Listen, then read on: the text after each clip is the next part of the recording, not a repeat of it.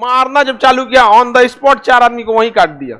हमारे कर्नल संतोष बाबू शहीद हुए थे, वहां मेजर जनरल को मार दिया। और भारत में सोना इतना ज्यादा था कि क्या हो गया, सोने की चिड़िया। अभी भी भारत है बेरोजगारों का कबूतरखाना।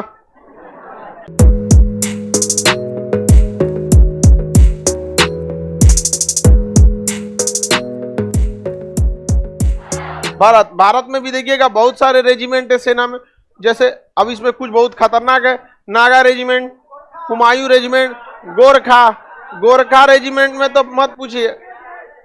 गोरखा रेजिमेंट वालों की हाइट सबसे कम होती है, तो पहाड़ पे एकदम इजीली चढ़ जाते हैं।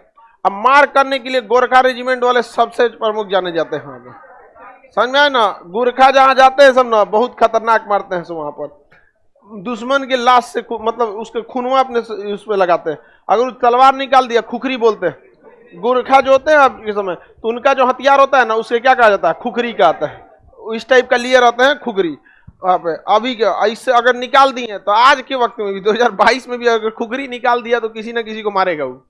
मतलब खुखरी निकल गया तो बिना खून पिए नहीं जाने वाला। आज के डेट में भी 2000 इतना 21वीं सदी में भी अगर वो खुखरी निकाल दिया और नहीं तो अपने खून लगाएगा, तो कहता आपन लगेलो तो मार देते तो दूसरा के आपने। गुरखा इतने खतरनाक होते हैं। एक गुरखा सैनिक था, मतलब छुट्टी पे ट्रेन में जा रहा था। ट्रेन में कुछ लुटेरे घुस गए, सब लगभग 20-22 की संख्या में लूटने लगे सब। इसका भी सामान छीन लिया सब। तो ये भी कहा कि भाई बहादुरी और समझदारी में अंतर होता है ना। अब क्यों जी, हम ट्रेन में चल रहे हैं, ट्रेन में तो एक दो आदमी के दिमागों काम नहीं करता है, इन्ने सीट उन्ने सीट, भागेंगे किधर से, लड़ जाएगा उसी में, भीड़ भाड़ दुनिया भर का, वो भी चलते स्पीड, उन्होंने भी अपना भी सामान दे दिया। लेकिन वो लुटेरे कुछ देर बाद लूटपाट करने लगे, एक महिला का छेड़खानी करने लगे। अब इसके अंदर का गुरखा जग गया, कहा इंडियन आर्मी का गुरखा। अब खुखरी लेके जाता है, निकाला मारना जब चालू किया ऑन द स्पॉट 4 आदमी को वहीं काट दिया। और पूरे के पूरे 2200 को मार के भगाया। कोई अपने पैर पे उठ के नहीं गया 2200 में से, सब लंगड़ा के गया था सब। इतना खतरनाक गुरखा बेसिकली हिमालयी क्षेत्र के रहते हैं। नेपाल और बंगाल के क्षेत्र में ये गुरखा ज्यादा पाए जाते हैं। एक बार तो आंदोलन ही हो गया था आज से 6 साल पहले गोरखा लैंड को लेकर। बंगाल और आसाम के एरिया से काट के वो अपनी मांग कर रहे थे, हमको क्या चाहिए, गोरखा लैंड। समझ में आया कि नहीं? बहुत खतरनाक भारत के सैनिक। भारत का हर रेजिमेंट की अलग अलग कहानी है। जैसे बिहार रेजिमेंट है, बाढ़ के समय में दे दीजिए, दोह के मार देगा उनको। राजस्थान वाला तो थार का एरिया है। तो हर रेजिमेंट इसलिए बनाया जाता है ना कि वो किस एरिया में सरवाइव कर सकता है। अब जैसे बिहार के सैनिकों को आप अगर कहिएगा बहुत ज्यादा माउंटेन पे करने के लिए, तो नेचुरली वो नहीं है। वो अलग बात है कि ट्रेनिंग के दम पर उनको आप कहीं पे भेज सकते हैं, बट नेचुरली नहीं है। और अगर पहाड़ पे भेजना है तो उत्तराखंड के कुमाऊं रेजिमेंट को भेजिए ना, गढ़वाल कुमाऊं, पहाड़े पे उन लोग का जन्मे हुआ है। उत्तराखंड के लोग जन्म लेते पहाड़े देखवे किया है, तो उनके लिए क्या है, कंपेरेटिवली इजी है। समझ में आया कि नहीं? अब हम लोग को कोई थार के मरुस्थल में भेज देगा, गर्मिया में छोड़ देगा चमड़ा।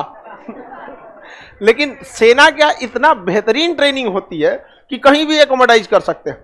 याद कीजिए आज से 2 साल पहले जून 2020 कर्नल संतोष बाबू बिहार रेजिमेंट के थे, गए थे बात करने ना, रात 2 बजे मार दिया था कर्नल संतोष बाबू को लाठी से। यहाँ पे उनके सर पे बहुत ज्यादा इंजरी कर दिया था, उनकी आकस्मिक वहां पे जो चोट ज्यादा लग गई वो शहीद हो गए। अब लगभग भारत से 4-5 और अन्य जवान ऑन द स्पॉट शहीद हुए थे। और वहां ड्यूटी पे थे कौन, बिहार रेजिमेंट और सिख रेजिमेंट। ऊपर से आदेश आया था कि भाई 1996 का समझौता है कि हम लोग को क्या नहीं करना है, मार नहीं करना है। और वहां था बिहार रेजिमेंट वाला, कहा कि ठीक है समझौता। मारा रतिया 2 बजे घुस के चाइना वाले को 40 को मार के गिरा दिया। वहां पर हमारे कर्नल संतोष बाबू शहीद हुए थे, वहां मेजर जनरल को मार दिया। और हालत ये हो गया मेजर जनरल को मारने के बाद कि वहां बिहार रेजिमेंट डटी रही, वहां सिख रेजिमेंट डटी रही, और वहां चाइना की ओर से 9 बार ट्रांसफर हुआ। जो आता था उसका तबीयत खराब हो जाता था, चल जाता। तबीयत नहीं खराब होता था, डर के पेट खराब हो जाता था। समझ में आ गया कि नहीं आ गया? मारा घुस के रतिया 2 बजे मारा। हम लोग पूछे, लोग यहाँ पे ऊपर से आदेश आया दिल्ली से, समझौता है। हम थोड़े समझौता किए हैं, समझौता आप लोग किए हैं। यहाँ पर हमारे कर्नल को मारेंगे, समझौता देखेंगे। मारा सब विकेट पे जाली बांध के, तो कटीला तार होता है ना, और कटीला तार से मारिएगा तो कैसे होगा, तो विकेट ले लिया और उस पर बांध दिया कौन, कटीला तार। मारा एक को जनरल सब जना उधी आ गए यहाँ पे। हम नाम भी बताते सबका, लेकिन ससुरा हमको जीएस याद हो गया, लेकिन चाइनीजों का नाम ना याद होता है। छोटा सबका नाम ऐसा लगता है जैसे लगता है दवाई का नाम है कौन, जब पागल की तरह रहता है। लेकिन मारा सब बहुत जबरदस्त। तो अभी क्या है ना कि भारत में हर रेजिमेंट ने अपना योगदान दिया, चाहे वो महार रेजिमेंट हो, सिख रेजिमेंट हो, चाहे वो लाइट इन्फेंट्री हो, राजपूताना रेजिमेंट हो, राष्ट्रीय राइफल हो, पैरासूट, हर। तो हम ये नहीं कह सकते कि कौन रेजिमेंट अच्छा है कौन खराब है, सबने अपना अपना काम किया अपने जगह। लेकिन उस समय का सबसे आगे कौन रेजिमेंट हुआ था? भारत का। कौन था? भारत। दशराज के युद्ध में किस कबीले की जीत हुई? भारत। भारत का नाम क्या पड़ गया? भारत।